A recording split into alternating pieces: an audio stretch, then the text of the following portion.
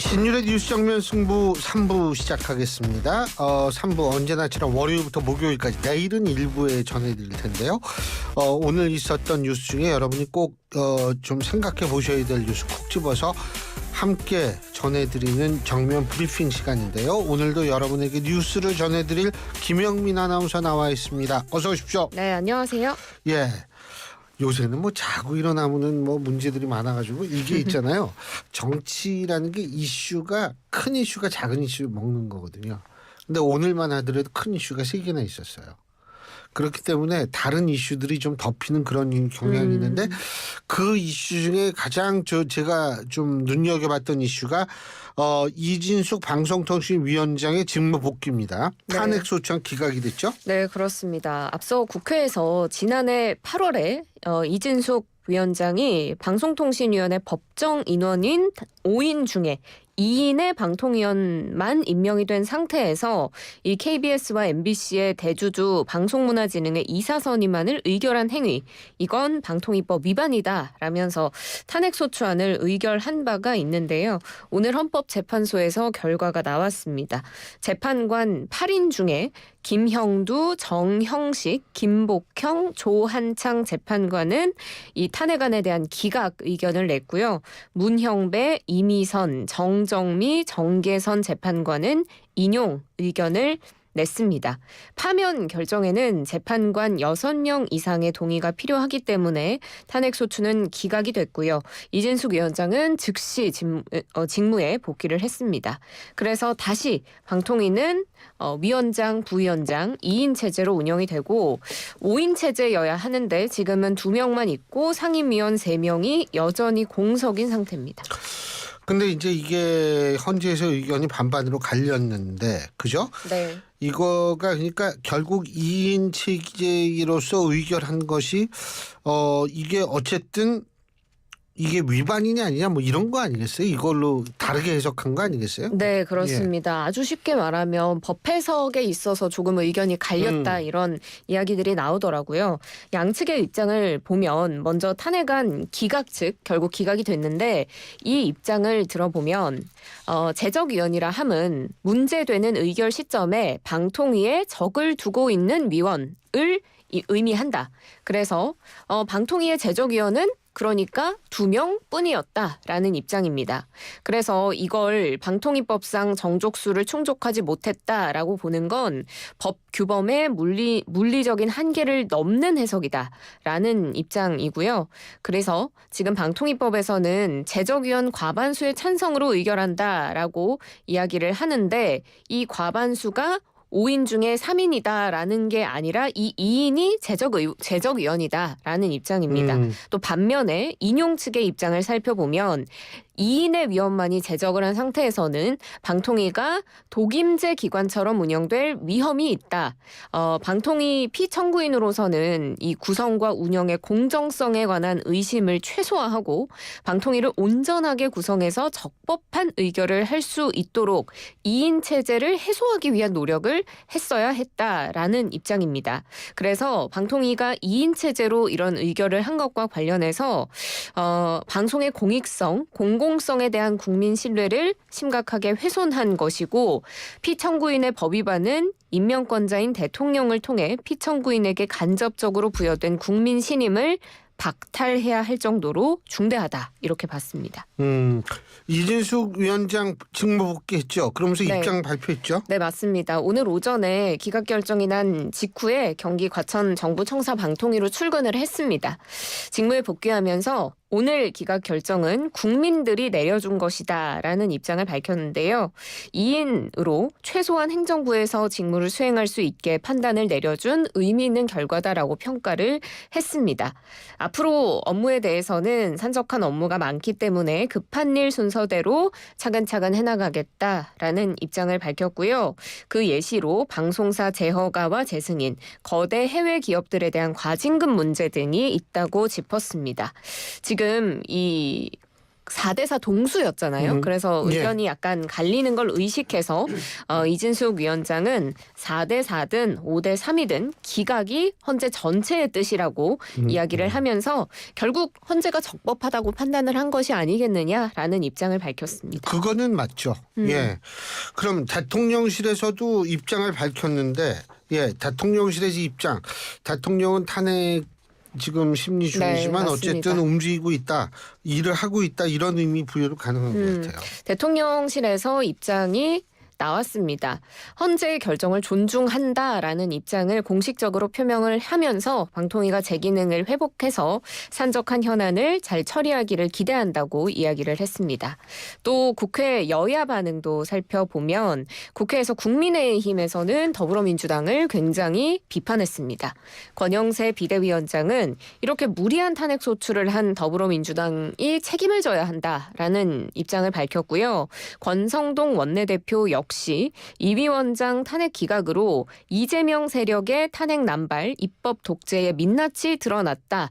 만시지탄이지만 이번 결정으로 경종을 울리기를 바란다라고 했습니다. 그렇지만 야권에서는 입장이 전혀 다릅니다. 국회 과방위 민주당과 조국혁신당 위원들은 이 기각을 두고 법원의 판단을 존중하나 깊은 유감을 표한다고 이야기를 했습니다. 그래서 4대4 결정은 이 방송 장악의 면죄부가 아니니까 경거망동하지 말라 이렇게 경고하기도 했습니다.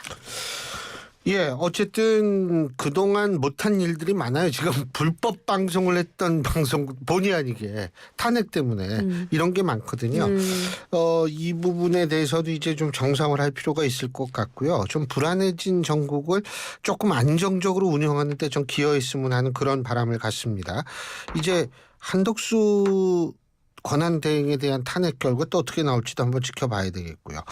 자, 제가 안정적인 것을 바란다, 이거는 사실 우리나라 경제를 위해서 굉장히 필요한 일인데요. 작년 우리나라 경제 성장률이 좀 상당히 안 좋았던 모양이에요. 네, 그렇습니다. 지난해 한국 경제 GDP 성장률 단 2% 성장에 그쳤습니다. 물론 그 전년의 성장률은 1.4%였으니까 조금 더 성장을 한 건 맞는데 예. 원래 한국은행이 예상한 성장률은 2.2%였거든요. 그러니까 예상치를 밑도는 성장률을 보인 겁니다. 2024년이죠. 그러니까. 네, 그죠? 그렇습니다. 예. 분기 성장률을 보면 2023년 그러니까 재작년 1분기부터 작년 1분기까지 작년 초까지는 5분기 연속으로 플러스 기조를 이어가다가 작년 2분기 때 마이너스 성장을 기록합니다.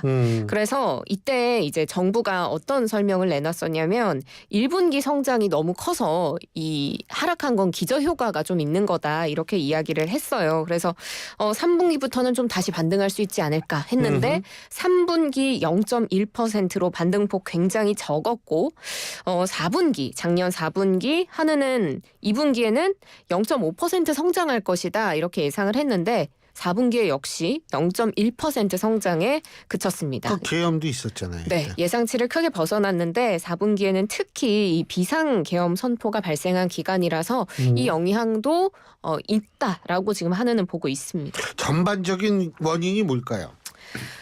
비상계엄 이런 문제가 발생하고 있고 그러다 보니까 내수가 위축이 되고 그리고 지금 특히나 우리나라에서 가장 위축이 되는 산업이 또 건설 경기가 안 좋잖아요. 그래서 이런 전체적인 정치적 환경 그리고 건설 경기 위축을 주요 원인으로 설명을 하고 있습니다. 정치 불확실성이 확대가 되면서 소비 심리가 위축이 돼서 민간 소비에 악영향을 줬고 건설 수주와 착공과 같은 선행 지표가 부진한데 12월에 분양 실적까지도 안 좋게 나와서 이런 부분들이 영향을 미쳤다라고 한국은행은 평가를 했고요. 사실 이 계속해서 건설 경기 안 좋다. 그리고 뭐 꽤나 이름 있는 건설사들도 요새 부도가 나고 있다. 이런 뉴스들 많이들 보셨을 텐데 실제로 지난해 4분기에 건설 투자 부문의 경기가 건물과 토목이 전부 다 부진하면서 3.2% 마이너스를 기록했습니다. 아이고, 이 올해는 좀 경기가 살아나야 될 텐데, 근데 이게 사실은 이 정치가 좀 안정을 찾아야 되거든요. 이게 지금 어디로 갈지 모르는 상황이기 때문에 참 걱정입니다. 아이 근데 서울대 여러분 아프시면 힘들 것 같아요. 이거 이제 설 연휴가 시작이 되는데 문 여는 병원은 일단은 좀 알아둬야 되는 거죠. 근데 요새 문 여는 병원도 좀 있더라고요. 우리 동네만 네. 해도 365 24시간 하는 병원도 있고 그래요. 여기 상암에도 있습니다. 아, 그래요? 네, 365 병원. 예. 네, 문 여는 병원들이 있다고 해서 제가 이 소식을 준비를 해왔는데요. 보건복지부에서 응급의료 포털 누리집 그리고 이젠이라는 앱 그리고 주요 포털 사이트 검색을 통해서 설 연휴에 문연 병원과 의원, 약국 정보를 알아볼 수 있다라고 밝혔습니다. 혹시 인터넷이 불편하시면 전화로도 알아보실 수가 있는데 전화를 이용할 경우에는 129 보건복지부 콜센터 그리고 119, 120 시도 콜센터에 연락을 하면 문연 의료기관을 안내받을 수 있습니다. 그럼 설 연휴 기간 얼마나 많은 병의원들이 영업을 하느냐를 살펴보면 하루 평균 12,000여 곳의 의료기관이 문 여는 병원으로 지정이 돼서 운영이 되고요. 연휴 첫날에 가장 많은 병원들이 문을 엽니다. 그리고 설 당일인 29일이 문 여는 병원의 수가 가장 적습니다. 그래서 보건복지부에서는 경증, 감기나 이런 가벼운 증상들은 동네 병원 방문하시고 호흡곤란이나 갑작스러운 팔다림, 저림 같은 중증 질환이 의심되는 증상이 있으면 119에 연락을 해서 상담을 받을 것을 권고했습니다. 좀 아까 인터넷이 어려운 이런 말씀하셨는데 네. 진짜 이게 이 디지털 디바이스라고 얘기를 하죠. 이거 굉장히 심각한 문제인 게 이게 금리도요. 이 인터넷으로 하면은 앱으로 하면 더 받을 수가 있는 거거든요. 은행 같은데. 네. 근데 그게 잘 여의치 못하면은 이게 직접 가야 되면 금리도 손해 보고 가가지고 기다리고 이거랑은 상관없는 뉴스인데 그 은행 점포들이 문 닫는 은행들이 굉장히 많대요. 맞아요. 네. 그래서 저는 뭐냐면 차라리 그게 그렇게 인적 그 월급 나가는 거 좀 아깝다고 생각하면 은행들끼리 연합해가지고 네. 이 군데군데에다가 이 좀 은행을 만들어야 돼요. 그러니까 예를 들면 뭐 시중 5개 은행이 뭐 같이 연합해서 여기도 하나 만들고 저기도 하나 만들고 이런 식으로 하면 훨씬 비용도 좀 적게 들지 않을까 이런 생각이 드는데 아까 예로 돌아가서 병원이나 약국 가면 돈 더 내죠. 네, 연휴에 연휴 가면 때. 네, 네. 그렇습니다. 연휴에 병의원, 약국 이용하면 평소보다 본인 부담 진료비가 30에서 최대 50%까지 더 가중이 됩니다. 이게 토요일, 야간, 공휴일은 가산제가 적용이 되기 때문이라고 하는데요. 모든 의료기관에서 야간, 토요일 오후, 공휴일에 진료나 조제를 할 경우에는 진찰료와 조제료를 가산해서 받을 수 있도록 되어 있습니다.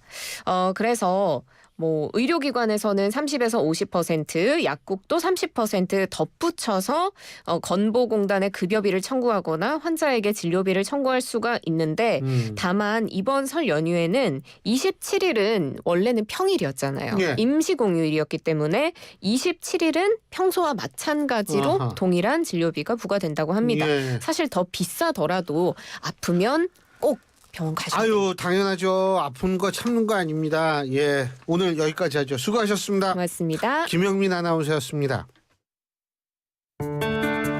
쉼없이 달려온 30년.